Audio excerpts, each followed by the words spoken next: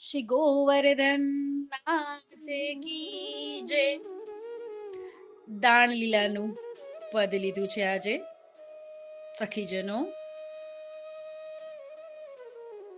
ગોપી માથે છાસની મટકી મૂકીને નીકળી રહી છે. સુંદર થી પણ સુંદર દાણ લીલા કરવા માટે પ્રભુ રોકી લે છે. આજુબાજુમાં એની સખા મંડળીઓ ગોઠવાઈ જાય છે અને પ્રભુ ગોપી પાસેથી એ મટકી આંચકી લે છે અને એને ચીડવવા માટે એની જ સામે એમાંથી છાસની ઉપરથી માખણ ખાય, છાસ પી અને ચીડવવા માટે બતાવે છે. મીઠી તેરી છાછી ગ્વાલીની, મીઠી તેરી છાછી. બાળગોપાળોને સાથે છે અને ખવડાવે છે, થોડું ઢોળે છે, થોડું સામે જોવે છે અને ગોપીને ચીડાવે છે કે આ હા હા ગ્વાલીની, તારી તો ખૂબ મીઠી છાસ છે. કહા દૂધ મેં મેલ જમાયો, સાચી કહે કિન બાછી. કહા શું, દૂધ મેં મેલ દૂધમાં મૂકીને જમાયો. અરે શું મેળવણી નાખી અને જમાવ્યું છે.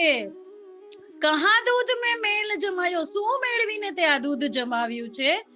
સાચી કહે કિન બાછી, બાછી એટલે બાચ, વાછરડું, ગાય.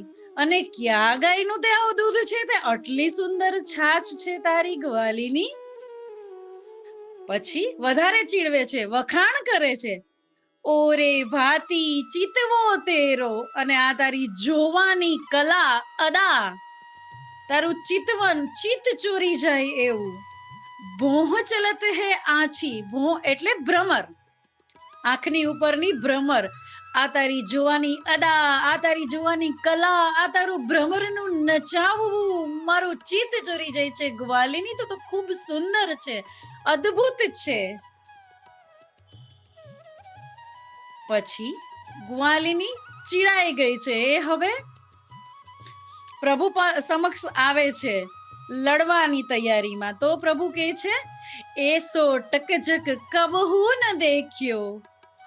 જ્યારે ગ્વાલીનીએ કીધું કે કાના નહીં સમજાય તને, તું મને આપી દે, હું જશોદા મૈયાને ફરિયાદ કરીશ, ઝઘડે છે, તું આપી દે, મારે વેચવા જવાનું છે, મારી હારે પેલું ના કરીશ. ત્યારે પ્રભુ કહે છે, એસો ટકજક કબહુ ન દેખ્યો.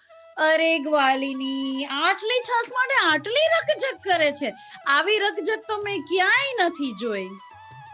તું જો રહી કછી કાછી, એટલે કછી કાછી એટલે તું તો કાચની જેમ લડવા માટે કસીને, કછી એટલે કસીને તારી સાડી કમરમાં ખોસી રહી છે. તું તો બરાબર લડવાની તૈયારીમાં આવી છે ગ્વાલીની.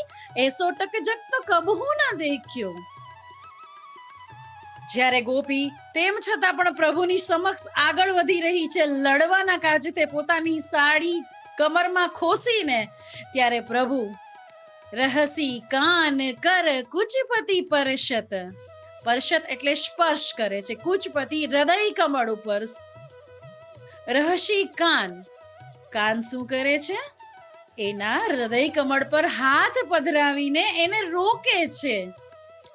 તું જો પરત હે પાછી, અને કહે છે, અરે અરે અરે તું તો પાછળ પડી ગઈ છે. એમ કરીને સામેથી આવતી ગ્વાલીનીને રોકવા માટે એના કુચ સ્થળ પર હાથ પધરાવે છે અને રોકવાની કોશિશ કરે છે અને કહે છે, તું જો પરત હે પાછી, તું તો પાછળ પડી ગઈ છે. પરમાનંદ દાસજીની રચના છે. પરમાનંદ દાસજીના સુંદર લીલાના રહસ્ય એટલે રહસ્યથી ભરેલી એકાંત લીલા, એને રહસ્ય કહેવાય. એના દર્શન થઈ રહ્યા છે. પરમાનંદ દાસજી કહી રહ્યા છે, જ્યારે પરમાનંદ ગોપાલ આલિંગી ગોપ વધુ હરિના છે. પરમાનંદ દાસજી કહી રહ્યા છે કે જ્યારે કુચ સ્થળ પર પ્રભુ ગોપીના કુચ સ્થળ પર હાથ પધરાવે છે, ત્યારે ગોપીને કઈ સાન ભાન રહેતું નથી અને એ એકદમ સાનભાન ભૂલી જવાથી ચક્કર ખાઈને પડવા આવે છે. ત્યારે ગોપાલ આલિંગી, આ ગાયોનો ચારનાર, આ નટખટ, આ છલિયો, આ માખણ ચોર, આ દાણ લીલા કરવા સુંદર કરવા વાળા પ્રભુ શ્રી ઠાકોરજી આલિંગન આપી દે છે, પકડી લે છે ગોપીને અને આલિંગન આપી દે છે એ ગોપ વધુને. એનો અંગીકાર થાય છે, એના પર કૃપા વરસે છે, ચરણ શરણમાં આવે છે ગોપીશીજી બાવાના. આહા, સુંદર સુંદર. મીઠી તેરી છાછી ગ્વાલીની, મીઠી તેરી છાછી. જેટલી મીઠી છાશ એટલી જ મીઠી લીલા, એટલી જ મીઠી ગોપી, અને એનાથી સર્વસ્વથી મીઠો મારો શ્યામ સુંદર, મારા કૃષ્ણ. ખૂબ સુંદર પદ. શ્રી ગોવર્ધન નાથ કી જય.